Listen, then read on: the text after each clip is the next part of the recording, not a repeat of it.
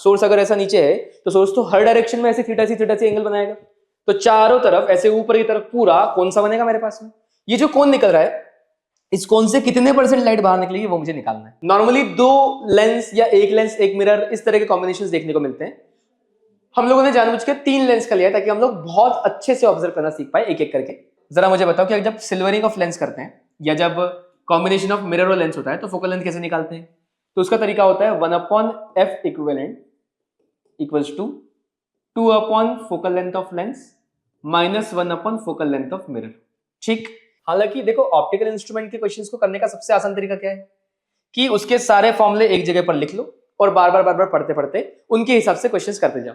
लेकिन कभी कभी क्वेश्चन ऐसे आते हैं जो कि डायरेक्टली फॉर्मूला बेस्ड नहीं होते हैं या फिर उसमें फॉर्मूला लगाने का कोई मतलब नहीं रहता, कंफ्यूजन क्रिएट करते हैं। मैं इस क्वेश्चन को बिना फॉर्मूले से ही करूंगा। जय हिंद प्यारे बच्चों, स्वागत है आपका भौतिकी प्लस के इस प्लेटफॉर्म पर। और आज हम लोग वो टॉपिक जिससे बच्चे थोड़े से डरते हैं, थोड़े से घबराते हैं, यानी कि रे ऑप्टिक्स के 15 ऐसे क्वेश्चंस देखने वाले जिससे कि हमारा थिंकिंग डेवलप होगी और हम लोग बाकी क्वेश्चंस को भी इजीली करने की कोशिश करेंगे। चलिए आइए बढ़ते हैं। मुझे आशा है कि आप लोगों ने 15 क्वेश्चंस कर लिए होंगे। चलिए क्वेश्चन नंबर 1, भैया XY प्लेन है taken as boundary between two transparent mediums M1 and M2। ठीक है, M1 जो है वो Z ग्रेटर देन 0 पर है, उसका रिफ्रैक्टिव इंडेक्स √2 है। M2 Z less than 0, refractive index √3 है। Ray of light travelling in M1 along the direction given by vector this. इसका मतलब मुझे इंसिडेंट रे की डायरेक्शन पता है और मुझे निकालना है difference between the angle of incident in M1 and angle of reflection in refraction in M2। कुल मिला के मुझे I और R का डिफरेंस निकालना है और मुझे एंगल I जो है उसकी डायरेक्शन निकालने की कोशिश करनी पड़ेगी, उसकी वैल्यू निकालने की कोशिश करनी पड़ेगी यूजिंग ये जो मुझे इंसिडेंट रे की डायरेक्शन दी है इससे। तो मुझे क्या पता है भैया, मुझे ये आता है कि अगर XY प्लेन में हमारे पास मीडियम है तो वो कुछ होगा ऐसा। ठीक, ये ऐसा, ये हो जाएगा मेरे पास मान लिया X एक्सिस, ये हमने मान लिया Y एक्सिस और X Y Y Y और X और Y का Z एक्सिस ऊपर आ जाएगा ऐसा। फिर मुझे एक Z ग्रेटर देन 0 में मीडियम का रिफ्रैक्टिव इंडेक्स दिया है √2 और मीडियम है M1। यानी कि मैं ऐसे सोच सकता हूं कि इससे ऊपर जो मीडियम होगा, ऊपर वाले मीडियम का म्यू जो है वो है √2 और इसको मैं μ1 बोल देता हूं। नीचे वाले मीडियम का म्यू जो है वो है √3, है ना। This is medium number 1 and this is medium number 2। चलिए यहां तक समझ में आ रहा है क्या। अब हमने बोला कि भैया एक ना लाइट है जो कि travelling in M1 along the direction this, तो M1 में ट्रेवल कर रही है और इस पर टकराएगी और फिर M2 में जाएगी। तो जो लाइट M1 में ट्रेवल कर रही है, M1 में ट्रेवल करने वाली लाइट वो होगी भैया कुछ ऐसी। ठीक, ये जो है कौन सी लाइट है, हमने बोला कि भाई साहब ये ना इंसिडेंट लाइट है, ये इंसिडेंट रे है और ऐसे कुछ एंगल ऑफ इंसिडेंस I बनाएगी और फिर टकरा के रिफ्रैक्टिव इंडेक्स ज्यादा है तो कुछ ऐसे निकल जाएगी, है ना, किसी एंगल, कितने एंगल पे, R पर, जो कि I से थोड़ा सा कम होने की संभावना है। ठीक बात है। अब भैया I और R की वैल्यू निकाल के मुझे सॉल्व करना है, लेकिन जरा मुझे बताओ कि मैं I निकालू कैसे। तो उसके लिए मैंने बोला कि देख भाई ध्यान से देखना, ये जो I है इसकी डायरेक्शन है ये वाली, है ना। मैं इसको थोड़ा सा मूव कर रहा हूं तो ये I की डायरेक्शन है ऐसी। This is angle of incidence, this is incident ray और मुझे जो I चाहिए, है ना, वो नॉर्मल के साथ चाहिए। तो नॉर्मल की डायरेक्शन ऊपर की तरफ है। हमने बोल दिया कि भैया देखो नॉर्मल जो आएगा वो नॉर्मल तो आएगा ऊपर की तरफ, दिस इज नॉर्मल। अब n केप यहां पर है बेटा, ये जो एंगल बनेगा ये I बनेगा, लेकिन मुझे पता है this is angle of incidence, है ना। इस I को यहां से हटा रहा हूं। अच्छा, मुझे एक चीज पता है कि डायरेक्शन जो है वो इधर आगे की तरफ है, तो जो बीच का एंगल है वो है पाई माइनस I। आना बोल भाई, आ रहा है क्या। अब आगे देखो, अगर ये पाई माइनस I है तो क्या मैं इस पाई माइनस I की 180 माइनस I की वैल्यू निकाल सकता हूं। यस, क्यों नहीं। मुझे पता है दो वेक्टर्स के बीच का एंगल निकालने के लिए मुझे cos थीटा की वैल्यू निकालनी होती, जो कि होता है a dot B upon mod A mod B. cos theta में ये वाला वेक्टर तो मुझे पता है और ये जो n केप है, ये n केप यानी कि इस डायरेक्शन में, z डायरेक्शन में, यानी कि कितना हो जाएगा k केप। तो जो एंगल I है cos I, या I भी ना बोल के बीच का एंगल कितना है, पाई माइनस I, तो जो cos पाई माइनस I है बेटा वो हो जाएगा मेरे पास इंसिडेंट वेव जो रे की डायरेक्शन है dot n cap upon I का मैग्नीट्यूड और n का मैग्नीट्यूड, है ना, I वेक्टर का मैग्नीट्यूड और n कैप का मैग्नीट्यूड। आइए जरा देखते हैं, जब मैंने इनकी वैल्यू रखी तो बेटा आई कैप कितना था, आई वेक्टर कितना था हमारे पास, ये रहा 4√3 आई कैप, 4√3 आई कैप, फिर आगे -3√3 जे कैप, और आगे -5 के कैप। ये मेरे पास आ रहा है कौन, ये मेरे पास आ रहा है इंसिडेंट रे का डायरेक्शन में वेक्टर, और इसको डॉट करना है मुझे किससे, एन कैप से। एन कैप कौन है भैया, ये ऊपर वाला यानी कि के कैप। के कैप से डॉट करूंगा मैं अपॉन मैग्नीट्यूड ऑफ दिस। अब जरा देखो इसका मैग्नीट्यूड कितना आ रहा है, इसका मैग्नीट्यूड ये 4 का, इसको 16 इंटू 3 48, यहाँ से आ रहा है 9 इंटू 3 27, और यहाँ से आ रहा है 25। ये पूरा मिला के 10 आ रहा है देखो भैया, ये 10। तो हमने बोला कि जो रिजल्टेंट हमारे पास आता हुआ दिख रहा है मुझे, -5 यहाँ से आएगा, -5/10 यानी कि -1/2।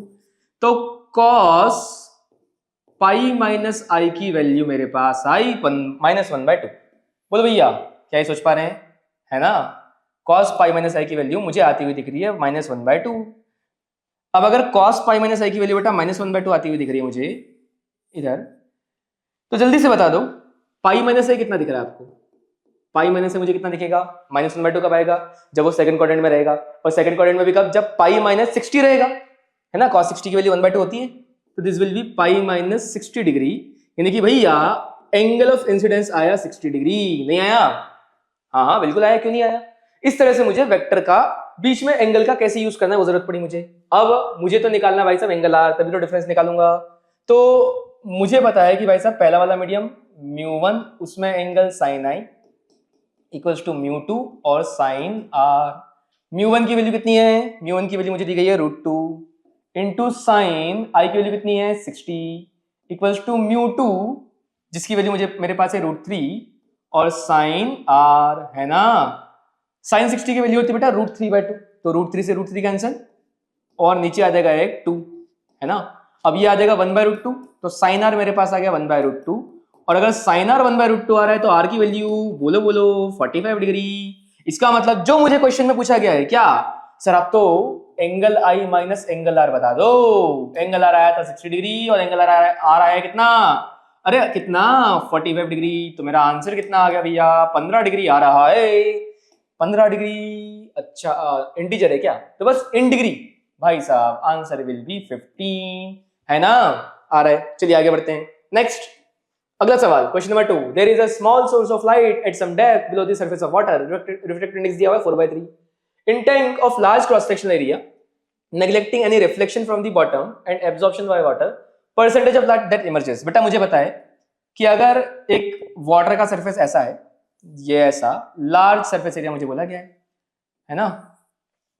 अगर ऐसा कुछ सरफेस है और इस सरफेस में मुझे ये निकालना है कि कितनी लाइट बाहर निकल रही होगी, तो भैया मैंने बोला कि सोर्स जो है वो सोर्स है यहां पर नीचे, दिस इज सोर्स, है ना। इस सोर्स से जो लाइट जाएगी बेटा, क्या आपको पता है कि लाइट किस तरह से हमारे मीडियम से ट्रेवल करती है। हमें पता है कि यहां तक लाइट जाती है और एक एंगल ऐसा आता है जब ये लाइट ऐसे बाहर की तरफ निकल जाती है, और इसके बाद में चाहे कितने भी एंगल पर आ जाए वो लाइट बाहर नहीं निकाल पाएगी। फिर क्या करेगी, फिर वो लाइट TIR करेगी। पता है क्या मुझे। तो ये वो एंगल है जब तक TIR नहीं हो रहा है। कब तक नहीं हो रहा है, जब तक कि एंगल θc तक नहीं पहुंचता, उसके बाद TIR हो जाएगा, है ना। तो ये मैं हटा रहा हूं केस, ये मुझे मालूम पड़ा। सिमिलरली अगर मैं देखूं तो अपोजिट डायरेक्शन में भी, अपोजिट सेंस में भी यहां पर भी ऐसा एंगल आएगा, है ना। तो जो एरिया मुझे मिल रहा है, जितने जितने एरिया में लाइट बाहर निकल रही होगी, वो एरिया होगा बेटा यहाँ का। दिस इज द एरिया, जिस एरिया से आपकी लाइट बाहर निकल रही होगी। क्योंकि जरा सोचो ना, सोर्स अगर ऐसा नीचे है तो सोर्स तो हर डायरेक्शन में ऐसे θc एंगल बनाएगा, तो चारों तरफ ऐसे ऊपर की तरफ पूरा कौन सा बनेगा मेरे पास में। ये जो कौन निकल रहा है, इस कौन से कितने % लाइट बाहर निकलेगी वो मुझे निकालना है। तो बेटा मेरी लाइट जो है वो 3D में बाहर निकल रही है, यानी कि यहां पर सिर्फ एंगल से काम नहीं चलेगा। 3D में टोटल जो सॉलिड एंगल बनेगा वो बनता है 4 पाई, है ना। तो 4 पाई से टोटल 100% लाइट बाहर निकलती भैया। यूनिटरी मेथड लगा रहा हूं कि 4 पाई से जो सॉलिड एंगल है वो जब 4 पाई होगा तो परसेंटेज ऑफ लाइट जो होगी वो होगी 100, है ना। तो 1 से कितनी होगी, 1 से होगी 100/4 पाई। अब आप किसी तरह से इसका सॉलिड एंगल निकाल लो, आपका काम हो जाएगा। इसका सॉलिड एंगल कैसे निकालें, तो उसके लिए सॉलिड एंगल के लिए हमें चाहिए रहता है सेमी वर्टिकल एंगल, जो कि कितना है यहाँ पर θc, और सॉलिड एंगल कितना होता है भैया? सॉलिड एंगल की वैल्यू मुझे पता है, वो होती है 2 pi into 1 minus cos theta, जहां पर जो थीटा होता है वो सेमी वर्टेक्स एंगल होता है यहाँ का। तो जो सॉलिड एंगल निकालूंगा मैं वो हो जाएगा कितना? 2 pi into 1 minus cos theta, 2 pi into 1 minus cos theta C. अब भैया कॉस थीटा सी कैसे निकालूं? मुझे रिफ्रैक्टिव इंडेक्स दिया है 4/3 और मुझे पता है कि जो साइन थीटा सी होता है वो होता है 1/μ यानी कि 3/4। अगर साइन थीटा सी 3/4 है, ये बन गया मेरे पास ट्राइंगल, ये बन गया थीटा, साइन यानी कि परपेंडिकुलर अपॉन हाइपोटेनियस, तो ये आ गया 3, ये आ गया 4, ये आ जाएगा बेटा √7, है ना, 3 4 √7। और इस तरह से मैं cos थीटा सी की वैल्यू रख सकता हूँ √7/4। ठीक बात है क्या? यानी कि ये आ गया 2 पाई टाइम्स ऑफ 1 माइनस √7/4। और भैया अगर मेरे पास इतना एंगल होगा तो मेरा आंसर क्या आ जाएगा, जो मैं परसेंटेज निकालना चाहता हूं कि 1 का जितना आया है उसमें इस एंगल का मल्टीप्लाई कर दो, यानी कि 100/4 पाई में मल्टीप्लाई कर दो किसका? 100/4 पाई में मल्टीप्लाई कर दो 2 पाई इंटू 1 माइनस √7/4 का। 2 पाई से 4 पाई 2 आ गया। अब देखो भैया ये आ गया 100, है ना, और 4 माइनस √7/4 ये आ रहा है मेरे पास में। ठीक बात है क्या? तो अब इसे कैसे सॉल्व किया जाए भैया? 4 माइनस √7/4, ये तो अजीब सा है। 100/2 यहां से आ रहा है और अंदर में अगर देखूं तो 4 माइनस √7/4 मुझे यहां दिख रहा है। ये मैं चाहूं तो √7 की वैल्यू लगभग रख सकता हूं अप्रोक्सीमेटली, और 4 इंटू 2 8 आ जाएगा। तो अगर मैं यहां से कैंसिल करूं तो 25 आ जाएगा, यानी कि मेरे पास बेटा यहां पे आ रहा है 12.5, है ना, और 4 माइनस √7, इसकी एक बार अप्रोक्सीमेट वैल्यू आपको देखनी पड़ेगी। √7 की वैल्यू लगभग देखो कितने किसके आसपास आएगी? √9 होता है 3, तो 3 से कम 2 पॉइंट समथिंग आएगी, और 12.5 में 4 माइनस 2 पॉइंट समथिंग, तो ये तो कुछ 1 पॉइंट समथिंग आ जाएगा। इसका मतलब 12.5 से अगर जाएंगे तो 24 से कम आंसर आने वाला है, कम ही आएगा, 24 से कम आंसर आएगा, और वो मेरे पास 21 भी आ सकता है और 17 भी आ सकता है। फिर कैसे चेक करें कि फिर अगर यहाँ पे 2 है और √7 की अगर अप्रोक्सीमेट वैल्यू रखी मैंने, तो √7 लगभग कितना होगा? देखो 4 होता है 2 का स्क्वायर 4, 3 का स्क्वायर 9 होता है, तो 9 से थोड़ा सा कम, यानी कि 2 पॉइंट कुछ 5 के आसपास आ रहा है मेरे वापस वहां पे, और अगर मैंने 1.5 लिया तो उससे जो आंसर आएगा वो मेरा 17% के आसपास आ रहा है ना भैया? तो इस तरह से थोड़ी सी कैलकुलेशन कभी कभी प्रॉब्लमेटिक हो जाती है, लेकिन हार नहीं माननी है, आंसर निकालने की कोशिश करनी है, आप आंसर तक पक्का पहुंचेंगे। चलिए आगे बढ़ते हैं, question number 3। Next question number 3 क्या बोल रहा है भैया कि a glass tumbler having inner depth 17.5 centimeter kept on a table, a student starts pouring water mu है 4/3 into it while looking at the surface of water from the above. When he feels that the tumbler is half filled, he stops pouring water. आपको निकालना है वो actually कितना feel हुआ। अब देखो यहां पर थोड़ा सा कंफ्यूजन क्रिएट होता है, जो कि अगर आप ध्यान से क्वेश्चन पढ़ोगे तो नहीं होगा, लेकिन ध्यान से क्वेश्चन पढ़ने की जरूरत है। क्या बोल रहा है क्वेश्चन में बोल रहा है कि ग्लास टम्बलर है, कुछ ऐसा कुछ ग्लास का कंटेनर वगैरह रखा होगा, इसकी जो हाइट है वो मुझे दी हुई है h, है ना, तो ये जो हाइट है ये हाइट मुझे दी हुई है h। अब और क्या किया जाए? अब कोई इंसान है जो इसमें ऊपर से ऐसे कुछ लिक्विड कुछ वाटर पोर कर रहा है, तो पानी ऐसे ऐसे इसमें आ रहा है, और पानी मान लिया किसी भी हाइट यहां तक आ गया, ठीक है, मुझे टोटल डेप्थ दी हुई है तो मुझे ये h मानने की जरूरत नहीं बेटा। टोटल डेप्थ मुझे दी हुई है कितनी? 17.5 सेंटीमीटर, यानी कि यहां मैं बोलूंगा कि दिस इज 17.5। ठीक बात। अब जो व्यक्ति ऐसे पानी भर रहा है वो ऐसे ऊपर से देख रहा है, देखो लिखा हुआ है वहां पे looking at the surface of water from the above, ऊपर से ऐसे देख रहा है, तो उसे क्या दिखेगा? उसे बाहर से कोई दिखने से मतलब नहीं है, उसे ये दिखेगा कैसे भरते जा रहा है पानी, तो एक ये वाली हाइट दिखेगी, लेकिन ये कौन सी दिखेगी? अगर ये हाइट h है तो भैया उसको एपियर कितनी होगी? उसको ये एपियर हो रही होगी h/μ। This is apparent. सोच पा रहे हो क्यों हुआ ऐसा, है ना? क्योंकि h वास्तविकता में थी, लेकिन h/μ उसे दिखेगी। तो जैसे ही वो भरते गया और उसे हाफ फिल्ड फील हुआ। अब जरा सोचना, हाफ फील्ड आधा भरा हुआ फील कब होगा? आधा भरा हुआ फील तब होगा जब जितना उसका खाली पार्ट दिख रहा है उसे उतना ही उसे भरा पार्ट दिखे फील हो। खाली पार्ट कितना दिखेगा? खाली पार्ट में तो कुछ है ही नहीं, वहां दिखेगा आपको 17.5 माइनस h। तो जब 17.5 माइनस h की वैल्यू h/μ के बराबर दिख जाएगी, उस समय पर h की बात कितनी कही है वो पूछा गया हमसे। तो 17.5 माइनस h जो एक्चुअली खाली ऊपर है और h बाय म्यू जो नीचे जो भरा हुआ दिखेगा, फील होगा, वो दोनों इक्वल होना चाहिए। म्यू की वैल्यू कितनी है? म्यू की वैल्यू भैया 4/3, तो ये हो जाएगा मेरे पास 3h/4। अब मैं 17.5 की वैल्यू कितनी लिखूंगा? h + 3h/4 कितना हो जाएगा? देखो ये हो जाएगा 7h/4, है ना। तो h की वैल्यू मेरे पास आ जाएगी 17.5 इंटू 4, कितना आ जाएगा जरा देखो, 17.5 इंटू 4/7। मैं चाहूं तो इसको 7 से भी डिवाइड कर सकता हूं, 7 से 2 टाइम्स और 5, 2.5 इंटू 4 बेटा 10 आ रहा है, यानी कि h की वैल्यू आ रही है मेरे पास 10 सेंटीमीटर, है ना। B option. काफी इंटरेस्टिंग क्वेश्चन, और ये अधिकतर बच्चों को डाउट रहता भी है, लेकिन हमें बेसिक से अगर क्वेश्चन की लैंग्वेज से जाएंगे तो बिल्कुल उसके आंसर तक पहुंचेंगे। चलिए नेक्स्ट आगे बढ़ते हैं। ये बेटा काफी फेमस क्वेश्चन है, टीआईआर का एप्लीकेशन पार्ट है। बोल रहा है कि यहां से कोई एंगल पर लाइट आ रही है, वो ऐसे थीटा किसी और एंगल पर है, यहाँ पे थीटा डैश मान लेते हैं, और फिर यहां पर आकर ऐसे मुड़ गई, तो मैक्सिमम वैल्यू ऑफ थीटा, इस एंगल की मैक्सिमम वैल्यू निकालनी है। अब भैया अगर यहां से मुड़ रही है तो ये एंगल क्रिटिकल, एक लिमिटिंग केस में थीटा सी मान लेता हूं मैं। फिर अगर ये थीटा सी मान लिया तो जरा देखो, ये आगे बढ़ी, ये भी आगे बढ़ी, इसका मतलब ये थीटा सी अगर होगा तो ये कितना हो जाएगा? ये हो जाएगा 90 माइनस थीटा सी, है ना। अब इस लाइन और इस लाइन, इस एंगल और इस एंगल में मैं लगा सकता हूं लेंस को। सर ये आपने क्यों किया? क्योंकि बेटा मेरे माइंड में ऑलरेडी ये फिट है। क्या चीज? बहुत सारे क्वेश्चंस देखने के बाद में हम ये ऑब्जर्व कर पा रहे हैं कि जब भी मुझे ऐसे क्रिटिकल एंगल की वैल्यू निकालनी हो या फिर थीटा की वैल्यू निकालनी होगी, तो मैं हमेशा क्रिटिकल एंगल वाले सरफेस को देखूंगा जहां पर टीआईआर हो रहा होगा, और वहां से पीछे आते आते सारे एंगल्स का रिलेशन निकालूंगा हमेशा। यहाँ पे कभी कभी क्या होता है कि नीचे भी एक सरफेस दे देते हैं, तो उससे अगर थीटा सी हो रहा होगा तो वहां जाऊंगा, वहां से फिर पीछे आऊंगा, मतलब जहां से भी हो रहा होगा वहां से मैं पीछे आऊंगा। अब जरा देखो आगे, हमने बोला कि भैया ये अगर मैं लगाऊं, यहाँ पर रिफ्लेक्शन लगाऊं, तो बाहर का म्यू 1, अंदर का म्यू 4/3, तो हम बोल सकते हैं कि 1 into sine theta should be equals to अंदर का mu 4/3 into sine 90 minus theta C. हाँ जी, साइन थीटा जिसकी हमें वैल्यू निकालनी है वो आ रहा है 4/3 इंटू कॉस थीटा सी, और थीटा सी क्या है वो तो मुझे पता है, वो क्रिटिकल एंगल है, और उसकी वैल्यू होती है ऐसी कुछ कि साइन थीटा सी हम निकाल सकते हैं 1/म्यू।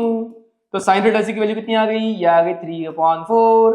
ले भैया, साइन थीटा सी में थीटा सी अगर ये माना मैंने तो ये 3, ये 4, यानी कि ये √7 अभी आया था हमारे पास में।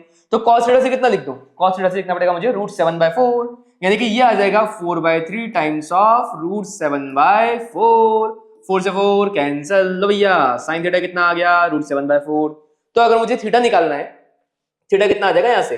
थीटा आ जाएगा साइन इनवर्स √7/4। कौन सा? किधर है भैया? ये लो, सी ऑप्शन, है ना। चलो भैया आगे अगला सवाल, नेक्स्ट। आसान आसान सवाल है सारे, लेकिन मजेदार क्वेश्चन है। अगर आपने बेसिक से किया तो होगा, अगर बेसिक से थोड़े से भी इधर उधर हुए तो यही आसान सवाल आपके लिए टफ बन जाते हैं। चलो भैया, एरर को ऑप्टिक्स में लेकर आने की कोशिश की गई है। हमें बोलेगा कि 1 मीटर स्केल है 2 मीटर लॉन्ग, लो भैया बना लेते हैं। जब भी ऐसे इंस्ट्रूमेंट्स वाले क्वेश्चन आते हैं, जब भी ऐसे एक्सपेरिमेंट वाले क्वेश्चन आते हैं, आप हमेशा बेसिक से जाएंगे, आंसर हमेशा आएंगे, है ना। तो ये मेरे पास 2 मीटर लॉन्ग, ये 2 मीटर लॉन्ग है, और लीस्ट काउंट भी दिया हुआ मुझे 0.2 सेंटीमीटर, तो ये मान लिया 0, ये मान लिया यहाँ पर 2 मीटर यानी कि 200 सेंटीमीटर। सर सेंटीमीटर में क्यों कर रहे हो? क्योंकि ऊपर लीस्ट काउंट सेंटीमीटर में दिया हुआ है, सारी यूनिट्स एक ही होनी चाहिए। चलिए भैया अब क्या करना है, एक एक चीज देखते हैं और आगे बढ़ते हैं। To measure the locations of object and optical bench, ठीक है। While measuring the focal length of a convex lens, the object pin and the convex lens are placed at 80 and 1 मीटर। इससे 1 मीटर तो बीचों बीच होगा, ये 100 सेंटीमीटर, है ना। यहां पर कौन रखा है हमने? रेस्पेक्टिवली, तो 1 मीटर मार्क पर रखा हुआ है हमने कॉन्वेक्स लेंस, यहां रखा है ऐसा कॉन्वेक्स लेंस, और ऑब्जेक्ट को रखा है 80 सेंटीमीटर पर। तो ऑब्जेक्ट है यहां कहीं पर 80 पर हमारे पास है ऑब्जेक्ट, है ना। फिर कौन भैया? अच्छा, ऑब्जेक्ट की पिन है, ऐसी कुछ होगी, यस, ऑप्टिकल बेंच पे ऐसी पिन्स होती हैं। फिर हमें बोला गया कि the image of the object pin on the other side of lens coincides with the image pin that is kept 180 centimetre. तो यहाँ जो 180 सेंटीमीटर का मार्क है, इस जगह पर हमारी जो इमेज पिन है, उस इमेज पिन से आपकी ऑब्जेक्ट पिन की इमेज कोइंसाइड कर जाएगी ऐसी, है ना। ये हम लोग स्कूल्स में एक्सपेरिमेंट करते भी हैं। मुझे बोला गया कि भाई साहब percentage error in the estimation of focal length. देखो, एक तो यूवी और एफ की बातें कर रहे हैं, तो एक चीज मैं क्लियरली बोल सकता हूं कि 1/f की जो एग्जैक्ट वैल्यू निकालूंगा मैं, एग्जैक्ट एरर की बात नहीं कर रहा हूं, वो आ जाएगा 1/v माइनस 1/u। मुझे पता है कि 1/f निकालने के लिए 1/v जो लूंगा मैं, ये डिस्टेंस लूंगा, कितनी है ये 80 पॉजिटिव में है, और माइनस 1/u में ये लूंगा 20 नेगेटिव में होगा। तो ये मेरे पास आ गया 1/80 प्लस 1/20, और भैया 1/20 क्या लिख सकता हूं मैं, वो लिख सकता हूं मैं 4/80, तो ये हो जाएगा 5/80 है ना। अगर 1/f मेरे पास 5/80 आ रहा है तो मैं f की वैल्यू बोल सकता हूं जो कि आ जाएगा 14, अरे नहीं नहीं नहीं 16 आएगा, देखो है ना, ये आ रहा है मेरे पास 16 सेंटीमीटर। लेकिन ध्यान देना this is exact value of f। अब मुझे निकालना है कि इसमें एरर कितना है, आगे पीछे कितना है, दिस इज मेजरमेंट वैल्यू। अब अगर मैं एरर निकालना चाहूंगा तो बेटा मुझे इसी फॉर्मूले में एरर देखना पड़ेगा। उसके लिए मैं नेक्स्ट पेज पे आ रहा हूं। मैंने बोला कि देखो भैया 1/f होता है कितना, 1/v माइनस 1/u। अगर मैं एरर की बात करूं, मैंने एक ऐसा रेजिस्टेंस के पैरेलल कॉम्बिनेशन में एरर देखी होगी कि 1/r1 प्लस 1/r2 अगर आता है तो उसमें किस तरह से सॉल्व करते हैं, कैसे करते हैं, डिफरेंशिएट करते हैं पार्शियली। तो यहां पे हो जाएगा मेरे पास डेल्टा एफ अपॉन एफ का square, delta V upon V का स्क्वायर, और डेल्टा यू अपॉन यू का स्क्वायर। अब बेटा देखो यहाँ पर पॉजिटिव नेगेटिव साइन वगैरह होते हैं, लेकिन मुझे पता है एरर में मैक्सिमम एरर की बात करते हैं हम लोग, तो मैग्नीट्यूड्स की बातें करेंगे यहाँ पर, ऐसे एडिशन की बातें करेंगे हम लोग, है ना, नेगेटिव की बातें हम लोग यहाँ पर नहीं करते। फिर क्या किया जाए, फिर मुझे अगर डेल्टा एफ का परसेंटेज निकालना है बेटा, तो उसके लिए मुझे डेल्टा एफ अपॉन एफ चाहिए। वो कैसे निकालूंगा, वो मैं निकालूंगा delta v by v square में delta u by u square को ऐड करके और मल्टीप्लाई करने से, है ना। ये सारी पॉजिटिव वैल्यूज ही आने वाली है, आप नेगेटिव की बात ही मत करना, यहाँ पर मैक्सिमम परमिसिबल एरर की बात करनी है हमें। तो डेल्टा वी और डेल्टा यू की बातें करनी है मुझे। अब डेल्टा वी और डेल्टा यू कहां से निकालूंगा भाई, उसके लिए मैंने बोला कि v और u थोड़ा अलग तरीके से सोचते हैं, मेजरमेंट के तरीके से सोचते हैं। तो देखो ये पोजीशन कितनी है, ये है u, जो मैं बोल सकता हूं ये माइनस ये, है ना, तो 100 प्लस माइनस 0.2 जो कि क्वेश्चन में दिया हुआ है, माइनस 80 प्लस माइनस 0.2। अगर मुझे मेजरमेंट से ही निकालना है तो मैं तो एग्जैक्ट वैल्यूज जो एरर के साथ आने वाली होगी उसको लेकर सॉल्व करूंगा। तो यहां मुझे क्या मिलेगा, यहां मुझे मिलेगा 20, वैल्यू तो माइनस होगी लेकिन एरर हमेशा प्लस माइनस 0.4 ऐड हो जाएगी भैया।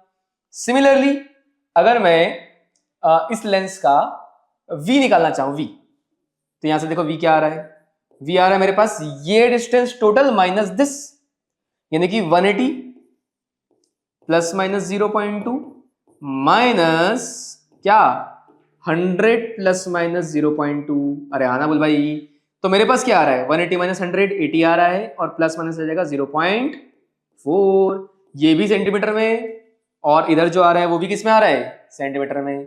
हाँ जी, सोच पा रहे हैं क्या, ये मैंने क्यों किया, क्योंकि मुझे डेल्टा यू और डेल्टा वी की वैल्यू चाहिए थी ना बेटा, यू और वी के टर्म में। अब मैं निकाल सकता हूं, क्योंकि डेल्टा यू में ऐसे ही तो निकालूंगा, यू निकालूंगा कैसे, ये में से ये को माइनस करके। तो जब मैं यहां वैल्यूज रखने आया, मैंने बोला देखो भैया एफ आया था 16, डेल्टा वी चाहे वो चाहे डेल्टा यू दोनों ही 0.4 है, तो ये आ गया 0.4 अपॉन वी का स्क्वायर जब करूंगा मैं, तो वी क्या है, दिस इज वी 80 का स्क्वायर, तो this will become 80 square plus 0.4 and this will become, आप यहां पर u पॉजिटिव नेगेटिव कुछ भी लो, उससे फर्क नहीं पड़ता, स्क्वायर आएगा, और वैसे भी हमें ऐड ही करना है।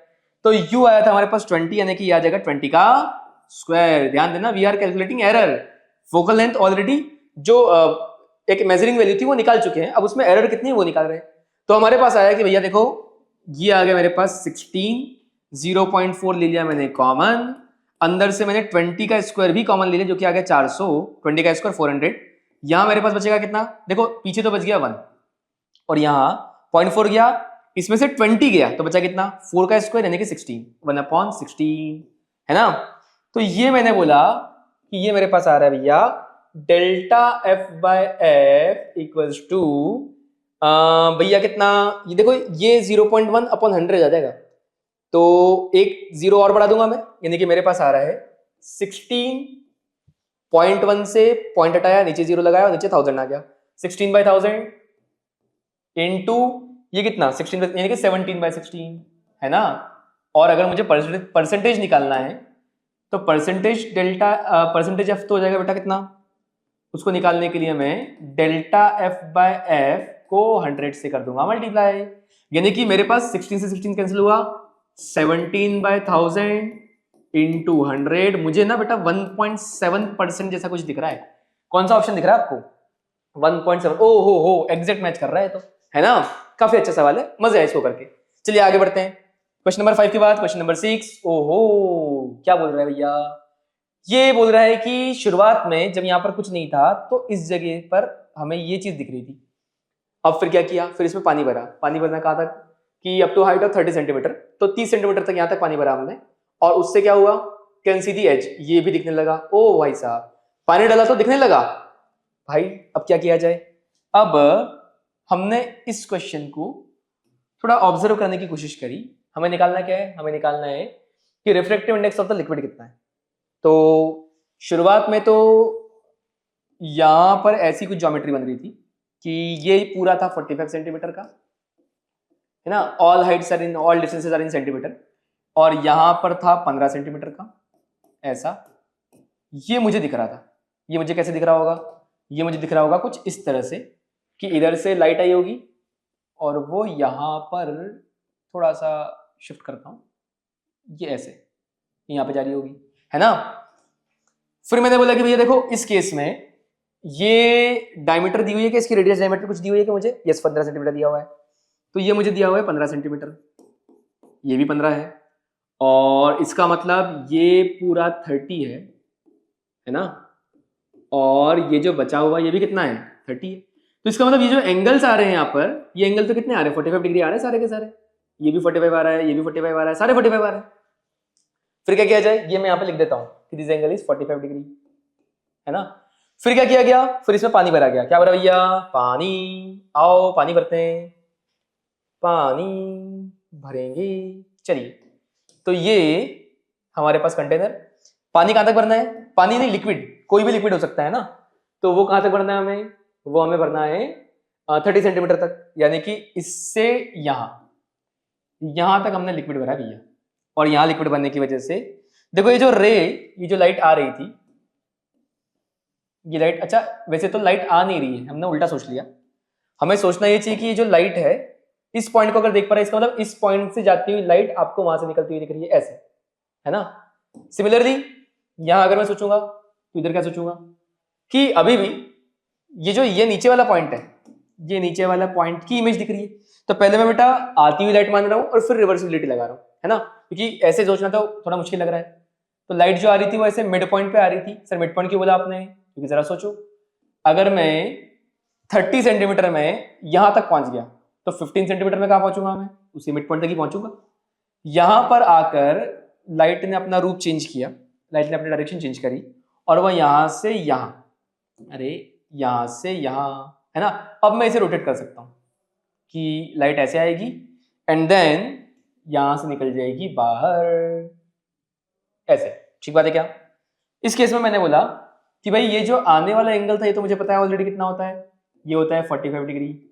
बस मुझे अगर ये एंगल मिल जाए तो ये एंगल ऑफ रिफ्रैक्शन हो जाएगा, मैं स्नेल्स लॉ लगा दूंगा यहाँ पर। इसको ढूंढने के लिए मैंने बोला कि देखो ये 15 है और ये 30 है और tan थीटा लगा दूंगा, लगा सकता हूं मैं, है ना। तो अगर ये एंगल ऑफ रिफ्रैक्शन आर है तो 15 और ये 30, यहां से यहां तक क्यों 30 समझ में आ रहा है, क्योंकि ये और ये लेंथ बराबर 45 डिग्री, तो 15 सेंटीमीटर ये भी, 15 सेंटीमीटर ये भी, तो ये 15 है। इसका मतलब मैं यहाँ पर tan r की वैल्यू लिख सकता हूँ। tan r की वैल्यू कितनी होगी, वो आ जाएगी 1/2। हाँ जी, tan r की वैल्यू मेरे पास आ रही है यहाँ पर 1/2। और अगर tan r 1/2 आ गया तो क्या किया जाए, तो यहाँ से sin r निकाला जाए। क्यों, क्योंकि स्नेल्स लॉ में तो sin r की जरूरत पड़ेगी। ये ऐसा r ऐसा 1/2 यहाँ आया तो यहाँ पे आ जाएगा बेटा √5 आएगा। तो मेरे पास sin r की वैल्यू कितनी आ जाएगी यहाँ से, वो आ जाएगी 1/√5, है ना। अब लगाते हैं स्नेल्स लॉ। तो ऊपर वाला मीडियम 1 × sin 45, बाहर का मीडियम एयर मान रहा हूं, है ना, और इक्वल्स टू अंदर का मीडियम म्यू जो मुझे निकालना है इनटू sin r। चलो भैया म्यू क्या हो जाएगा, sin 45 यानी कि 1/√2 अपॉन sin r यानी कि 1/√5। तो मेरे पास आ रहा है √5/√2, है ना। ये आ रहा है मेरे पास रिफ्रैक्टिव इंडेक्स। फिर मुझे क्या निकालना है, फिर मुझे निकालना है बेटा n/100 अगर है तो n की वैल्यू। तो इसको इक्वेट कर दो किससे, n/100 से। तो मेरे पास n की वैल्यू जो आ जाएगी वो आ जाएगी √5/2 टाइम्स ऑफ 100। देखो ये थोड़ी सी कैलकुलेशन अजीब सी है ये, क्योंकि यहाँ पर √5 की वैल्यू, √2 की वैल्यू या फिर √2.5 की वैल्यू लेके 100 से मल्टीप्लाई करना पड़ेगा। तो कोई भी परफेक्ट स्क्वायर वाली चीज नहीं है, आपको इसकी एग्जैक्ट वैल्यू निकाल के सॉल्व करना पड़ेगा, क्योंकि इंटीजर में ये है ना। इसका आंसर कुछ 158 के आसपास आता है, आप एक बार मैच कीजिएगा। लेकिन जितना एक्यूरेट करेंगे उतना ही सही होने के चांसेस रहेंगे, वरना गड़बड़ हो जाएगी। चलिए भैया आगे बढ़ते हैं, थोड़ा रिस्क तो है यहाँ पे। A concave mirror has radius of curvature 40 centimetre, it is at the bottom of this glass, दिख रहा है मुझे। Water filled up to a height 55 centimetre, ठीक है भैया। और क्या, स्मॉल पार्टिकल फ्लोटिंग, वो ऊपर पार्टिकल फ्लोट कर रहा है, ये पार्टिकल है। फिर क्या करें, फिर its image is seen from directly above the glass, it is at a distance d from the surface of water, the value of d is close to, okay। बाहर से जब इमेज को देखेंगे तो वो कहाँ दिखेगा, उसके आसपास की लगभग वैल्यू मुझे बतानी है। तो पहले तो निकालता हूँ कि इमेज बनेगी कहाँ। उसके लिए क्या करूँ बेटा, अभी ये अंदर मीडियम है, लेकिन पार्टिकल वो मीडियम के अंदर ही मान के मैं सीधे सॉल्व कर रहा हूँ। अभी तो रिफ्लेक्शन निकाल रहा हूँ, रिफ्लेक्टिव इंडेक्स वगैरह को कंसिडर नहीं कर रहा हूँ। तो फिलहाल तो मैंने बोला कि देखो ये ऐसा है कि एक मिरर है ना, इसका रेडियस ऑफ कर्वेचर दिया हुआ मुझे 40, तो फोकल लेंथ हो जाएगी 20, और ये इस तरह का मिरर है, कॉनकेव है। फिर जो ऑब्जेक्ट रखा हुआ है वो रखा हुआ मुझे कितनी दूरी पर, 5 सेंटीमीटर पर, है ना। तो पहले तो मैं इसकी निकाल लेता हूँ इमेज की डिस्टेंस, जो कि हो जाएगी 1/f equals to 1/v plus 1/u। 1/f कितना, -1/20 इक्वल्स टू 1/v, और 1/u मुझे निकाल दिया है, वो है -1/5, है ना। तो 1/v की वैल्यू कितनी आ गई, 1/5 माइनस 1/20, ये हो गया मेरे पास 4 का मल्टीप्लाई कर दूं तो 4/5 यानी कि 3/20 आ जाएगा। v की वैल्यू बेटा आ रही 3/20 और 20/3। और मजे की बात है कि जो 20/3 आ रही है वो पॉजिटिव में आ रही है ना, पीछे की तरफ आ रही है। तो v की वैल्यू अगर 20/3 आएगी मेरे पास में, तो मुझे ऑब्जेक्ट की इमेज कहाँ दिखेगी, 5 आगे और इससे भी 20/3 पीछे, है ना। यानी कि फाइनली इमेज मुझे दिखी यहां पर। तो मुझे क्या निकालना है, वैल्यू ऑफ डी निकालना है, जहां पर distance is from the surface of water. तो पहले तो नॉर्मली ये डी कितना है वो निकाल लेते हैं, और जो रिजल्ट आएगा that will be this distance divided by mu, क्योंकि एपरेंट दिखेगी मुझे। तो मेरा जो डी आना चाहिए वो आना चाहिए 5 + 20/3 जो एक्चुअल में है, और इसमें भी म्यू का डिवाइड, म्यू कौन है भैया, म्यू है 1.33, यानी कि मैं लिख सकता हूँ 4/3, ताकि वो 3 से 3 इजीली कैंसिल हो जाए। अब 5 होकर लिख दूंगा मैं 15/3, तो 15 + 15 30, 35/3 आ जाएगा, यानी कि मेरे पास आ रहा है 35/4। कितना आ रहा है, लगभग 4 ऑप्शंस मेरे पास है, तो 4 से 35, ये कुछ 8 पॉइंट समथिंग आ रहा है बेटा, तो एक ही ऑप्शन है 8.8, है ना। चलिए बढ़े आगे। काफी अच्छा क्वेश्चन था, काफी सुंदर क्वेश्चन था, और एपरेंट जो हाइट होती है उसको इसने यूज किया था। बाहर से जब देखूंगा पानी के अंदर यानी कि डेंसर मीडियम के अंदर, तो म्यू से डिवाइड करूंगा। और अगर जैसे मछली अगर पक्षी को देखेगी, ऐसे क्वेश्चंस आपने किए होंगे, तो अगर मछली पक्षी को देखेगी तो उसमें म्यू का मल्टीप्लाई करेगी, क्योंकि पक्षी उसे दूर दिखेगा, है ना। स्विमिंग पूल की कोई भी चीज या उसका डेप्थ हमें ऊपर दिखती है उठी हुई, क्योंकि वो पानी के अंदर है, हमें म्यू से डिवाइड करना पड़ेगा। चलो भैया नेक्स्ट।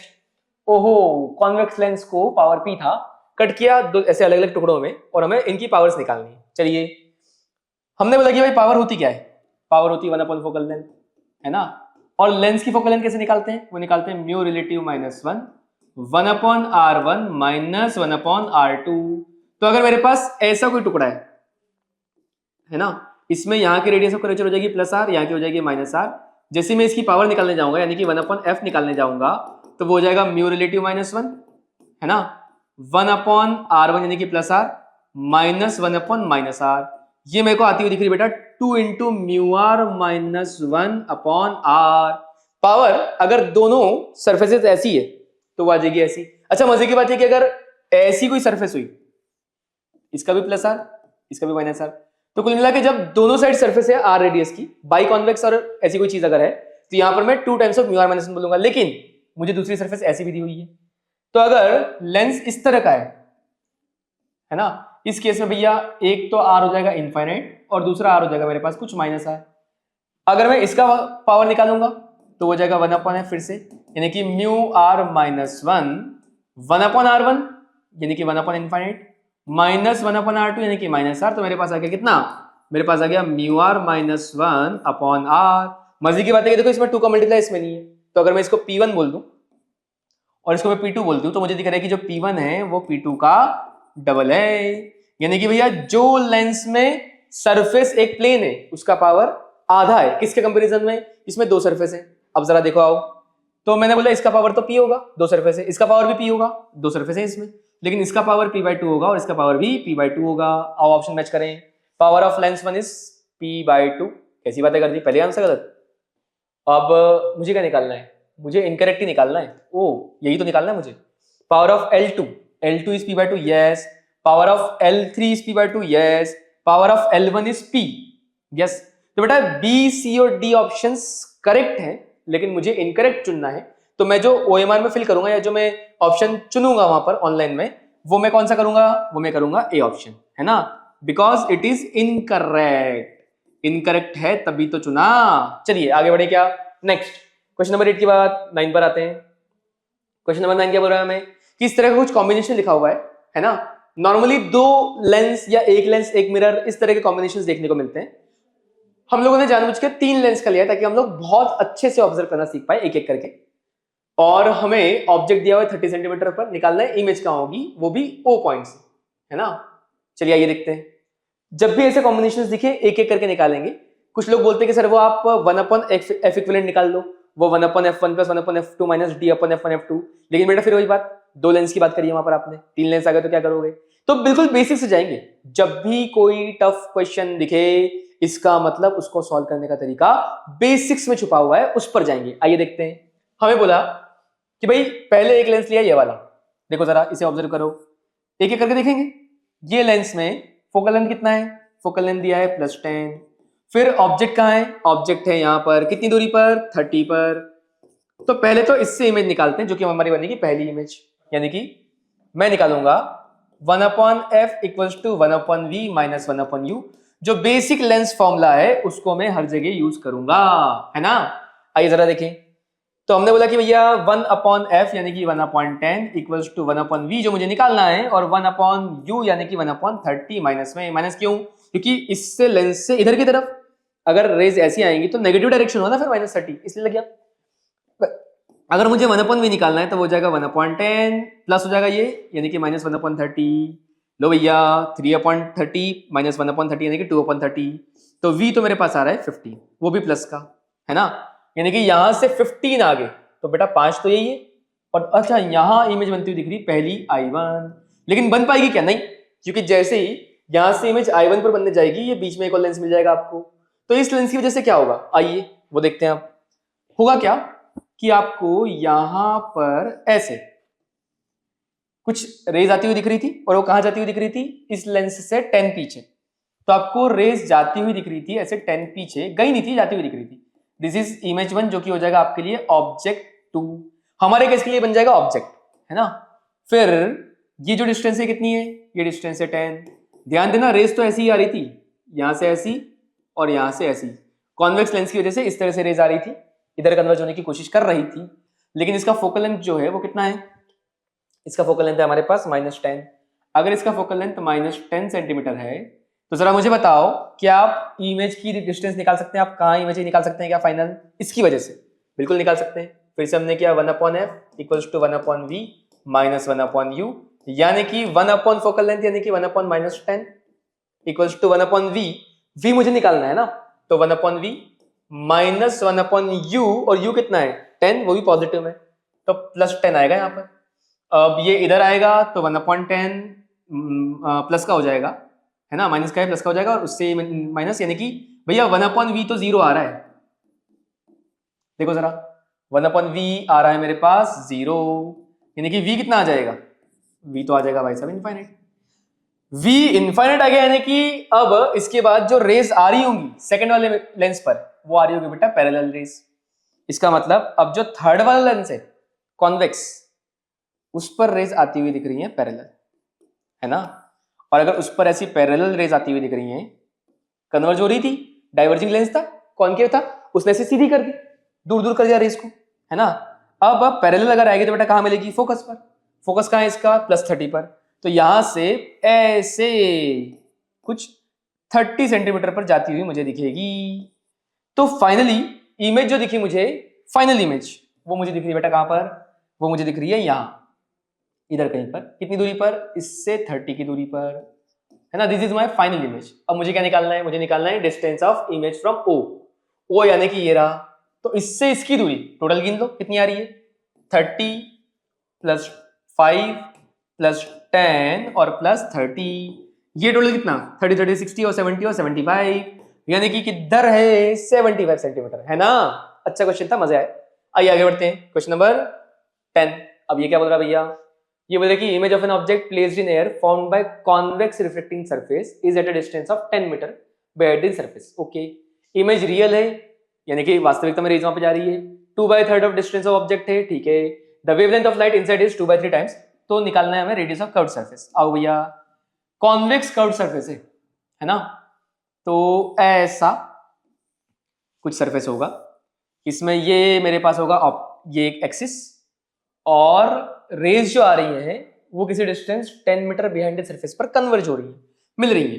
तो यहां 10 मीटर पर, और वास्तविकता में मिल रही है बेटा 10 मीटर है ना, यस 10 मीटर पर मिल रही है ऐसी, ठीक है। अब मुझे बोला गया कि ये 2/3 डिस्टेंस है, तो यानी कि आ कहां से रही होगी, आ इसकी 3/2 टाइम्स होगी, यानी कि 15 सेंटीमीटर से आ रही होगी। समझ में आया बेटा, इसका ये जो है 2/3 है, तो ऑब्जेक्ट यहां कहीं पे होगा, इमेज यहां कहीं पर बनेगी। ये तो मेरे पास यू और वी आ गया, आर मुझे निकालना है। रिफ्रैक्टिव इंडेक्स की अगर बात की गई तो वो जो मुझे पता है वो बोला गया कि भाई साहब लैम्डा जो है वो 2/3 टाइम्स है। अगर वेवलेंथ 2/3 टाइम्स है तो म्यू कितना होगा, म्यू हो जाएगा 3/2, है ना। इसका म्यू 1 और इसका म्यू हो जाएगा 3/2। समझ में आया कैसे आया, क्योंकि वेवलेंथ जो होता है तो हम लोग प्रोपोर्शनलिटी से निकाल सकते हैं यहाँ पर। अब मुझे निकालना है कि भैया आर कितना है, तो रिफ्लेक्टिंग सरफेस से इमेज फॉर्मेशन का फॉर्मूला मुझे पता है, वो होता है μ2/v minus μ1/u equals to μ2 upon μ1 minus 1 into 1/r। हो पाएगा, हम लोग कर रहे हैं μ2/v minus μ1/u equals to mu relative minus 1/r, ठीक है भैया ना, ये म्यू रिलेटिव है। μ2 3/2, v कितना 10 मीटर, माइनस μ1 1, u कितना 15 लेकिन माइनस में, इक्वल्स टू μ2/μ1 यानी कि 3/2 माइनस 1। बेटा 1/2 लिख रहा हूं, सीधे सीधे है ना, पाप नहीं करना। r रेडियस ऑफ कर्वेचर हमें निकालना है, ये आ गया मेरे पास 3/20, अरे 3/20 प्लस 1/15 इक्वल्स टू 1/2r। बेटा 20 और 15 एलसीएम अगर लेंगे तो आ जाएगा 60, है ना, 60 यहां पर आया, 20 से 60 3 9 प्लस 15 से 64 यहाँ पे आ जाएगा 4 इक्वल्स टू 1/2r। 2 से ये आ गया 30 और ऊपर आ गया 13, यानी कि बेटा r की वैल्यू मेरे पास आती हुई दिख रही है कितनी, r की वैल्यू मेरे पास आती हुई दिख रही है 30/9 प्लस 4 13, 30/13 आती हुई दिख रही है मुझे। अब मुझे बोलेगा कि अगर रेडियस ऑफ कर्वेचर x/13, ओ भाई आसान हो गया है। तो अगर मेरे पास 30/13 आया और अगर x/13 है तो x कितना है, x से मेरे पास 30, है ना, बड़े आराम से आ रहे हैं। चलिए आगे बढ़ते हैं, नेक्स्ट क्वेश्चन नंबर 11। हाँ ये काफी इंटरेस्टिंग क्वेश्चन है, मतलब ये कुछ ऐसा क्वेश्चन है जिसमें हम लोग को कॉम्बिनेशन ऑफ लेंस और मिरर साथ में देखने को मिलता है ना। जेई में 19 को आया था, काफी अच्छा क्वेश्चन रहता है। हमें बोला क्या है कि भाई साहब लेंस जिसका रिफ्रैक्टिव इंडेक्स 1.5 है, इसका जो म्यू है वो है 1.5। शुरुआत में लेंस ऐसे मिरर के ऊपर रखा हुआ है, प्लेन मिरर के ऊपर, और ए जो है वो है 18 सेंटीमीटर पर, तो पहले 18 सेंटीमीटर पर था, 18 पर ही इमेज बन रही थी वापस। इसका मतलब इस कॉम्बिनेशन का सिस्टम का बेटा जब भी लेंस और मिरर साथ में होते हैं वो एक्ट करते हैं इक्विवेलेंट मिरर के जैसे। इसकी इक्विवेलेंट फोकल लेंथ का निकालना अभी देखेंगे हम तरीका, लेकिन जब ये इक्विवेलेंट मिरर के जैसे एक्ट करेंगे तो ये जो होगा वो रेडियस ऑफ कर्वेचर होगा इतना दूरी। अब शुरुआत में वो 18 है, इसका मतलब शुरुआत में पहली वाली बार में जो रेडियस ऑफ कर्वेचर आ रहा है इक्विवेलेंट का पहला वाला वो आ रहा है 18 सेंटीमीटर। अगली बार क्या हुआ, अगली बार कोई दूसरा इक्विवेलेंट आया और वो कितना आया हमारे पास 27 सेंटीमीटर। कुछ चेंजेस किए, चेंजेस क्या किए कि ये बीच वाले पार्ट में हमने भर दिया पानी, कुछ μ1 रिफ्रैक्टिव इंडेक्स का लिक्विड भर दिया हमने, हमें μ1 ही निकालना है। आइए जरा कैसे करें देखते हैं भैया। पहले तो जरा मुझे बताओ कि जब सिल्वरिंग ऑफ लेंस करते हैं या जब कॉम्बिनेशन ऑफ मिरर और लेंस होता है तो फोकल लेंथ कैसे निकालते हैं, तो उसका तरीका होता है 1/f equivalent equals to 2 focal length of lens minus 1 focal length of mirror. ठीक, ये मुझे याद रखना है, ये हम लोग सॉल्व करके निकाल भी सकते हैं, डेराइव भी कर सकते हैं, क्लास में करते हैं इसको डेराइव, लेकिन ये हमारे पास आ जाएगा 1/f इक्विवेलेंट का रिलेशन। फिर क्या किया जाए, फिर दोनों केस देखे जाए। केस 1, पहले केस में क्या बोला जा रहा है कि वहां पर सिर्फ ये लेंस है और ये मिरर है, बीच में अभी कुछ भी नहीं भरा हुआ है। ये लेंस में मुझे रेडियस ऑफ कर्वेचर वगैरह कुछ भी नहीं पता, मुझे रिफ्रैक्टिव इंडेक्स पता है म्यू 1.5 है। तो मैंने बोल दिया कि भाई देखो 1 अपॉन एफ इक्विवेलेंट। अब देखो आर इक्विवेलेंट कितना है 18, तो एफ इक्विवेलेंट कितना आ जाएगा, यहां से मैं सोच सकता हूं कि अगर आर इक्विवेलेंट 18 और 27 है तो यहीं से मैं बोल सकता हूं क्या, यहां से मैं बोल सकता हूं कि एफ इक्विवेलेंट 1 जो आएगा वो आ जाएगा 9 सेंटीमीटर इसका आधा, और एफ इक्विवेलेंट 2 जो आएगा वो आ जाएगा 27/2 सेंटीमीटर। ठीक बात है ना? यस। तो इसका मतलब मैं यहां रख सकता हूं 1 अपॉन एफ इक्विवेलेंट यानी कि 1 अपॉन क्या लिख दे भैया, 1 अपॉन 9 लिख देते, 1 अपॉन 9 इक्वल्स टू, पहले में 1 upon focal length. Focal length कितनी आती है, अभी अभी मैंने पीछे देखा था कि अगर ये देखो कौन सा क्वेश्चन था, मैंने देखा था कि अगर मुझे पावर निकालना है, ये रहा, यहां हमने देखा था कि अगर मुझे पावर निकालना है तो वो इस तरह के लेंस की आ जाएगी ये, तो ये 1 अपॉन फोकल लेंथ ही तो है, 2 times of mu minus 1 upon r. सीधे लिख देता हूं 2 times of mu minus 1 upon r आ रहा है मेरे पास, यानी कि यहां पर जो इसका फोकल लेंथ आएगा एफएल वो आ जाएगा 2 times of mu relative -1 upon R. फिर भैया मिरर, वो तो प्लेन मिरर है, प्लेन मिरर अगर हो गया तो उसकी पावर 0 आ जाएगी, यहाँ पर फोकल लेंथ इन्फिनिट आ जाएगी। अब क्या किया जाए, मेरे पास आ रहा है 1/9 इक्वल्स टू 2 × 2 4, म्यू लेंस का 1.5 है तो 1.5 - 1 0.5 बाय आर, है ना? तो यहां से आर की वैल्यू भी आ रही है मेरे पास में, अगर आप निकालना चाहते तो निकाल सकते हैं, 4 × 0.5 2 आ जाएगा 2/r। तो बेटा आर की वैल्यू आ रही है 18। आर क्या है, आर है उसका रेडियस ऑफ कर्वेचर, है ना, वो जो लेंस हमें दिख रहा है उसका रेडियस ऑफ कर्वेचर। फिर केस 2 की बात करते हैं। केस 2 में हमें क्या बोला गया, केस 2 में हमें बोला गया कि जो एफ इक्विवेलेंट आया वो आया 27/2, तो मैं लिख सकता हूं यहां पर कि 1 अपॉन एफ इक्विवेलेंट में मैं लिख दूंगा 1 अपॉन 27/2 इक्वल्स टू 2। अब 1 अपॉन एफ एल में क्या है, यहां पर मेरे पास दो लेंस है, तो अगर दो लेंस पास पास होते हैं, दो लेंस कौन कौन से, ध्यान देना, एक लेंस ये जो दिख रहा है आपको, ये एक लेंस ये वाला, और एक ध्यान से देखना ये जो लिक्विड भरेंगे यहाँ पे हम, इसकी वजह से देखो कॉनकेव लेंस दिखेगा, है ना। ये इस लेंस को ड्रॉ करो, ये ऐसा और ऐसा कॉनकेव लेंस है ना यहाँ पे, यस।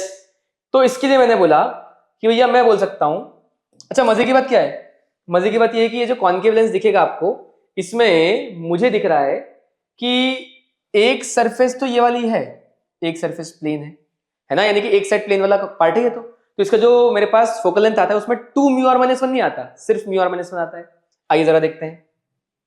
तो हमने बोला भैया कि 2 × 1 अपॉन एफ एल, दोनों का मिला के लिखूंगा, यानी कि एक का तो आ जाएगा 2 टाइम्स ऑफ ये आया था, अभी कितना आया था, 2 टाइम्स ऑफ ये जो मेरे पास फोकल लेंथ आई थी ये पूरी की पूरी, तो ये तो मेरे पास ऑलरेडी आ चुका है ना भैया, इसको लिखने की जरूरत ही नहीं मुझे अलग से।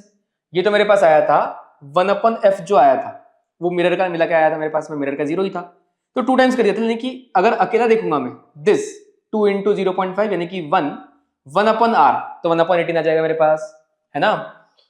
लिख देते चलो 2 टाइम्स ऑफ 1.5 - 1 अपॉन आर जो कि आया 18, पूरा लिख रहा हूं मैं, प्लस अब क्या लिखूंगा मैं, अब सिंगल टाइम लिखूंगा क्योंकि मेरे पास एक साइड प्लेन सरफेस है, तो 1 times of mu -1 upon R, उसका भी 18 ही है ना, और यहां पर एक माइनस साइन लगाऊंगा क्योंकि मुझे पता है कॉनकेव सरफेस है ना, कॉनकेव लेंस के लिए इस तरह का होगा। अब क्या किया जाए, 2 अपॉन 27, बेटा 2 से 2 कैंसिल भी कर देता हूं मैं, चलिए, तो 1 अपॉन 27 इक्वल्स टू मेरे पास 0.5 × 2 1, तो याद आएगा 1/18 माइनस म्यू -1 अपॉन 18, मुझे दिख रहा है कि मैं 18 को कॉमन लेके ऊपर पहुंचा सकता हूं, तो 18 अपॉन 27 क्या आ गया मेरे पास, ये आ गया मेरे पास 1 माइनस म्यू प्लस 1, तो बेटा 2 माइनस म्यू आ रहा है ये तो, अरे वाह। 18/27 कितना, 9 से कैंसिल कर दूं, 9 2 और 3, 2/3 इक्वल्स टू 2 माइनस म्यू, तो म्यू इक्वल्स टू 2 माइनस 2/3, इसको मैं बोल सकता हूं 6/3, है ना, और 6 माइनस 2 4/3 आ रहा है बेटा, अरे वाह 4/3, यानी कि कहां पर, किधर है, ये रहा ए ऑप्शन, ए ऑप्शन मेरे पास आ रहा है 4/3। काफी इंटरेस्टिंग क्वेश्चन, मतलब मुझे लगता है कि जितने क्वेश्चन अभी तक देखे हमने उसमें सबसे अच्छा क्वेश्चन जो मुझे लग रहा है जिसे हमें देखना ही चाहिए, करना ही चाहिए आंसर तक, वो ये है। चलिए आगे बढ़ते हैं, क्वेश्चन नंबर 11 के बाद क्वेश्चन नंबर 12 पर आते हैं। हमें बोल दिया कि भैया रिफ्रैक्टिव इंडेक्स लैम्डा पर डिपेंड करता है और हम चाहते हैं कि वो पास कर जाए विदाउट बेंडिंग, अगर बिना बेंडिंग के पास कर जाए तो कर दो पास, ये लो ये पास होगी बिना बेंडिंग के, अगर ऐसा होना है तो इसका मतलब ये n1 और n2 की वैल्यू बराबर होगी, कॉमन सेंस। वरना तो अगर जरा सी भी बेंडिंग होनी है तो रिफ्रैक्टिव इंडेक्स अलग अलग हो जाएंगे। तो n1 को n2 से बराबर कर दो, बस उसके लिए लैम्डा निकाल लेते हैं। ये आ जाएगा 1.2 प्लस 10.8 इंटू 10⁻⁴। बेटा ये बड़ी बड़ी वैल्यू से घबराने की जरूरत नहीं है, वो जेई अगर आपसे चाहता है कैलकुलेशन कराना तो वैसे ही करा लेगा वो, लेकिन अगर वो चाहता है कि आंसर अच्छे से निकले तो वो जानबूझ के ऐसी वैल्यूज देंगे जो कि प्यारी प्यारी हो, जो कि इजीली सॉल्व होने वाली हो। इक्वल्स टू 1.45 प्लस क्या आगे 1.8 इंटू 10⁻⁴ डिवाइडेड बाय कितना लैम्डा का स्क्वायर। अब इसे सॉल्व करते हैं, इसको इधर ले आते हैं, इसको इधर ले जाते हैं। देखो 10.8 माइनस 1.8 ये तो आ जाएगा 9 है ना, इंटू 10⁻⁴ बाय लैम्डा का स्क्वायर और इक्वल्स टू 1.45 माइनस 1.2, तो बेटा 5 माइनस 0 5, 4 माइनस 2 2, ये आ जाएगा 0.25। बोलो भैया है ना। अब अच्छा 0.25 क्या होता है, इसको 100 से डिवाइड करो, ये आ जाएगा मेरे पास 4, तो 1/4, तो 4 को मल्टीप्लाई कर दो इधर, लैम्डा स्क्वायर की वैल्यू आ गई मेरे पास 4 इंटू 9 36 इंटू 10⁻⁴, यानी कि लैम्डा कितना आ गया, ये आ गया 6 इंटू 10⁻⁻, कुछ गलती करी क्या मैंने, ना गलती दिख तो नहीं रही है मुझे, लैम्डा -14 है। हाँ कोई सोचो इतना छोटा लैम्डा कहां से आ गया, पाप हो गया पाप, ऐसे ऐसे पाप हो जाते हैं बताओ, और ऐसे ऐसे पाप हमें नंबर कम करा देते हैं। लेकिन एक चीज ये भी है कि अगर आप प्रॉपरली तरीके से अगर लिखेंगे, कैलकुलेशंस इजीली करेंगे, दिखने जैसी करेंगे पूरी, तो आप बिल्कुल उस गलती तक पहुंच जाओगे, मतलब आपको पूरा फिर से करने की जरूरत नहीं पड़ेगी। अब देखो मैं तुरंत पहुंच गया ना कि ये जो है 14 है, और अगर ये 14 है तो मैं रूट लूंगा, वो आ जाएगा 10⁻⁷। अगर मुझे नैनोमीटर में चाहिए तो मुझे यहाँ पर पावर -9 चाहिए, इसके लिए मुझे 10⁻² से मल्टीप्लाई और डिवाइड करना पड़ेगा, तो ये आ जाएगा 600 इंटू 10⁻⁹ मीटर में, यानी कि नैनोमीटर में आ गया बेटा 600। कहाँ है, अरे वैल्यू लिखनी है, 600 आ जाएगा इसका आंसर, है ना। चलिए आगे बढ़ते हैं। नेक्स्ट क्वेश्चन नंबर 13, क्या पकड़ा भैया, ओहो काफी कॉन्सेप्चुअल क्वेश्चन, अच्छा क्वेश्चन है ये। रेड और कौन से कलर है, green and blue, red green और ब्लू कलर, इनका म्यू दिया हुआ है मुझे। इसका मतलब पहले तो ये चीज समझ में आनी चाहिए कि रिफ्रैक्टिव इंडेक्स जो है वो बेटा वेवलेंथ पर डिपेंडेंट रहता है ना। इसी के बेसिस पर हम लोग प्रिज्म में बहुत सारे डेविएशंस वगैरह देखते हैं, डिस्पर्जन देखते हैं हम लोग, डिस्पर्सिव मीडियम्स होते हैं। उस केस में मुझे बोला गया कि अगर मैं लुकिंग ऑन सरफेस एसी, अगर इधर से कोई देखेगा इंसान तो उसे क्या दिखेगा, ठीक। अच्छा मुझे पता है कि ये जो लाइट आ रही है, ध्यान से देखना, ये लाइट यहां से तो ऐसी जाएगी, ऐसी, है ना, और उस केस में जो एंगल ऑफ इंसिडेंस होगा वो होगा इनका 45 डिग्री। देखो ज्योमेट्री से 45 तो वो भी 45, ये भी 45, इसका मतलब एंगल ऑफ इंसिडेंस 45 है भैया। अगर मैं चाहता हूं लाइट बाहर निकल जाए तो TIR ना हो, TIR ना हो मतलब angle of incidence should be less than critical angle, तो this 45 degree should be less than theta C. अब मैं क्या करूं, साइन ले देता हूं दोनों साइड। क्यों लिया साइन, कॉमन सेंस, मैं रिफ्रैक्टिव इंडेक्स के फॉर्म में चेंज करना चाहता हूं, तो ये sin थीटा सी। सर रिफ्रैक्टिव इंडेक्स के फॉर्म में क्यों चेंज करना चाहते हो आप, भाया क्वेश्चन में रिफ्रैक्टिव इंडेक्स दिया है इसलिए चेंज करना है मुझे। तो sin 45 कितना 1/√2 should be less than sin theta C, यानी कि 1/μ, यानी कि म्यू की वैल्यू लेस देन होनी चाहिए √2, यानी कि 1.414। तो जिसका म्यू 1.414 से कम होगा वो तो बाहर निकल जाएगा, लेकिन जिसका म्यू 1.414 से ज्यादा होगा वो बाहर नहीं निकल पाएगा। तो 1.414 से कम किसका है, रेड का, यानी कि रेड कलर बाहर निकल जाएगा और बाकी कलर बाहर नहीं निकल पाएंगे, है ना। चलिए आगे बढ़ते हैं। Question number 14, compound microscope consist of an objective lens, focal length 1 centimetre, eyepiece focal length 5 centimetre और सेपरेशन है 10 सेंटीमीटर। यानी कि क्या बोलना चाह रहा भैया, ऑप्टिकल इंस्ट्रूमेंट का क्वेश्चन है। हालांकि देखो ऑप्टिकल इंस्ट्रूमेंट के क्वेश्चंस को करने का सबसे आसान तरीका क्या है कि उसके सारे फॉर्मूले एक जगह पर लिख लो और बार बार पढ़ते पढ़ते उनके हिसाब से क्वेश्चंस करते जाओ। लेकिन कभी कभी क्वेश्चन ऐसे आते हैं जो कि डायरेक्टली फॉर्मूला बेस्ड नहीं होते हैं, या फिर उसमें फॉर्मूला लगाने का कोई मतलब नहीं रहता, कंफ्यूजन क्रिएट करते हैं। मैं इस क्वेश्चन को बिना फॉर्मूले से ही करूंगा। तो हमें बोल रहे हैं कि भाई साहब ऑब्जेक्टिव लेंस, और देखो ना ऑप्टिकल इंस्ट्रूमेंट कोई ऑप्टिक्स से बाहर की चीज थोड़ी है, वो जो डेराइव हुए हैं वो भी तो फॉर्मूले से ही हुए हैं। बस कभी कभी डायरेक्टली फॉर्मूला याद करने से मैग्निफिकेशन वगैरह इजी आ जाते हैं, है ना। तो ये मेरे पास ऑब्जेक्टिव लेंस है, किसका कौन है भैया, ये है मेरे पास कंपाउंड माइक्रोस्कोप है, यस माइक्रोस्कोप का दिस इज ऑब्जेक्टिव लेंस, छोटा होता है, और एक आईपीस लेंस भी है मेरे पास, यस इसका फोकल लेंथ बड़ा होता है, देखो दिया भी है मेरे पास में, है ना। ये तो एपरेचर के साइज चेंज कर रहा हूं मैं, लेकिन फोकल लेंथ की वैल्यू भी दी हुई है। इसका फोकल लेंथ 1 सेंटीमीटर है और इसका फोकल लेंथ 5 सेंटीमीटर है। यस, अब मुझे बोला गया कि इमेज ऐसे बन रही है जिससे कि which is the strain on I is minimum. भैया स्ट्रेन मिनिमम हम लोग जब आई के बारे में पढ़ते हैं तो हम पढ़ते हैं कि उसमें अलग अलग डायप्टर्स में रीडिंग होती है। एक 40 डायप्टर से 44 तक उसमें वेरी करता है ना। उस केस में क्या बोलते हैं कि स्ट्रेन मिनिमम कब होगा? जब सबसे दूर की चीज देख रहा हूं, जितना ऑब्जेक्ट पास आएगा आंखों पर बोझ बढ़ेगा, स्ट्रेन बढ़ेगा। तो हम चाहते हैं कि इमेज कहां बने? इनफाइनाइट पर। इसका बोलने का मतलब क्या है? इसका बोलने का मतलब है भाई साहब आप ना इमेज को देख लो किधर? इनफाइनाइट पर। और अगर इमेज इनफाइनाइट पर बनेगी तो क्या होगा? तो ऑब्जेक्ट होगा फोकल लेंथ पर। इसका मतलब 5 सेंटीमीटर। यहां देखो ऑब्जेक्ट यहां आएगा। ऑब्जेक्ट मतलब पहले वाले की इमेज।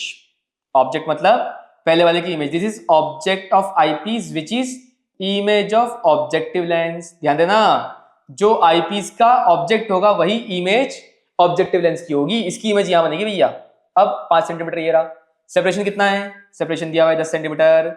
अब मुझे निकालना क्या है? मुझे निकालना है distance between an object and objective lens. तो मान लिया ऑब्जेक्ट यहां कहीं पे होगा और उसकी इमेज जो बन रही है वो बन रही है यहां पर। तो ऐसा ऐसा इमेज बन रही है इधर इधर, और इसकी वजह से यहां जब रेज जाएंगी ऐसी तो मुझे ऐसे जाती हुई दिखेंगी। ये मेरे पास डायग्राम बन रहा है, रे डायग्राम बनाया मैंने। इसके लिए अगर मैं देखूंगा तो मैं बोलूंगा कि भैया देखो 1/f इक्वल्स टू होता है 1/v माइनस 1/u। 1/f कितना हो जाएगा? 1/1 इक्वल्स टू 1/v कितना हो जाएगा? ये कितना है? ये 5 है। तो 1/5 माइनस 1/u, मुझे आ गया 1/u की वैल्यू कितना? 1/5 माइनस 1/1 यानी कि 5/5 यानी कि माइनस 4/5। ये आ गया मेरे पास 1/u। बेटा मुझे क्या निकालना है? मुझे निकालना है u। तो ये मुझे दिख रहा है कितना? देखो मैग्नीट्यूड वाइज बातें करूंगा भाई। u का मैग्नीट्यूड जो आ रहा है वो आ रहा है मेरे पास 5/4 और मुझे इससे इक्वेट करना है किससे? n/40 से।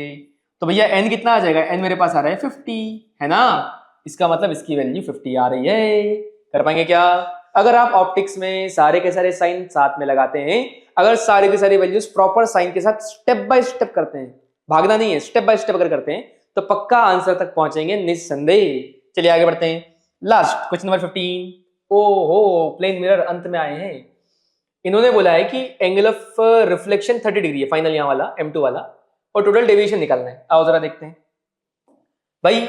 एक मिरर है ऐसा, है ना, ये ऐसा मुझे दिया गया है और मैंने देखा कि ये यहां पर तो 75 डिग्री का एंगल है, कुछ ऐसा होगा। अब इन्हें ऑब्जर्व करते हैं ये। तो हमने बोला कि यहां पर ऐसा, यहां पर ऐसा, बीच का एंगल मुझे दिया है ना क्वेश्चन में 75 डिग्री दिया हुआ है मुझे, और मुझे दिया गया है कि यहां से जो लाइट है वो जा रही है कितने एंगल पर? एंगल ऑफ रिफ्लेक्शन 30 डिग्री पर। तो आइए जरा बनाने की कोशिश करते हैं। जहां से जो लाइट जा रही है वो जा रही है ऐसी, कितने एंगल पर? वो जा रही है मेरे पास angle of reflection, this is 30 degree. तो आ भी कितने एंगल पर रही होगी? देखो मैं रिवर्सिबिलिटी देख रहा हूं, है ना, इसको फिर रिवर्स कर दूंगा, ये ऐसे। तो ऐसे आ रही होगी और आ भी रही होगी कितने एंगल पर? 30 डिग्री पर आ रही होगी, है ना। फिर यहां पर थोड़ा सा डायग्राम में थोड़ा सा वेरिएशन है, ज्योमेट्री की वजह से दिक्कतें आ रही हैं। थोड़ा सा पास ले लेता हूं मैं, ठीक, इसे छोटा कर लिया जाए, इसे पास लिया जाए, यहां पर लिया जाए, और बस अब काम हो जाएगा मेरा। इसको भी मैं पास ले रहा हूं ताकि मुझे थोड़ा सा फील है डायग्राम में। ये ऐसा, है ना, ये भी थोड़ा सा ऐसा। चलिए, ताकि मैं देख पाऊं कि दूसरी लाइट कहां से आ रही है। तो दूसरी लाइट आ रही है कुछ ऐसी, ये ऐसी, ठीक। जब ये आ रही होगी तो इसका कुछ ऐसा सा डायग्राम बनेगा, है ना। फिर मुझे बोला है कि डेविएशन निकालो भाई। तो 30 अगर ये है तो बेटा ये कितना हो जाएगा? 60। अगर ये 60 है तो क्या मैं ये निकाल सकता हूं? बिल्कुल निकाल सकता हूं। 75 प्लस 60 कितना? टोटल एंगल 180 है, तो 180 माइनस 75 प्लस 60 कितना आ जाएगा? ये आ जाएगा मेरे पास में 180 माइनस, देखो भैया 120, 130 एंड 135, दिस इज 135 डिग्री, यानी कि मेरे पास एंगल आ रहा है वो जो बचा हुआ है 45 डिग्री। अब देखो बेटा ध्यान से देखना, अगर ये 45 डिग्री है तो ये भी कितना? 45 डिग्री, यानी कि पहला वाला एंगल ऑफ इंसिडेंस 45 डिग्री और दूसरे वाला 30 डिग्री। अब मैं डेविएशन निकाल रहा हूं, पहला वाला डेविएशन का एंगल कितना आएगा, डेविएशन होता है बेटा पाई माइनस 2i, तो पहला वाला आ जाएगा 180 माइनस 2 इंटू 45 यानी कि 90, तो ये आ गया मेरे पास 90 डिग्री। पहला डेविएशन इज 90 डिग्री, दूसरा डेविएशन फिर से 180 माइनस 2, एंगल ऑफ इंसिडेंस 30, तो 180 माइनस 2 इंटू 30 60, कितना आ गया 120। अब क्या किया जाए, वैसे तो डेविएशन को डायरेक्टली जोड़ देते हैं, लेकिन क्यों जोड़ते हैं वो भी समझते हैं। भाई इसलिए जोड़ते हैं क्योंकि पहले लाइट आ रही है ऐसी, है ना, ये डेविएट हुई कितना 90, तो जाना था इधर, ध्यान से देखना डेविएशन होता क्या है, जाना था सीधा और पहुंच गए इधर, ये डेविएशन आ गया 90 का, डेल्टा 1 यहाँ पे आया 90 का, फिर जाना था इधर और पहुंच गए इससे 120 डिग्री, यानी कि ऐसे कुछ, दिस एंगल इज 120 डिग्री। तो टोटल कितना मुड़ी, जरा देखो लाइट को, ऐसे जा रही थी पहले 90 मुड़ी और ऐसे में फिर इधर 120 मुड़ गई, तो 90 और 120 टोटल डेविएशन कितना आ गया, दिस इज डेल्टा 2।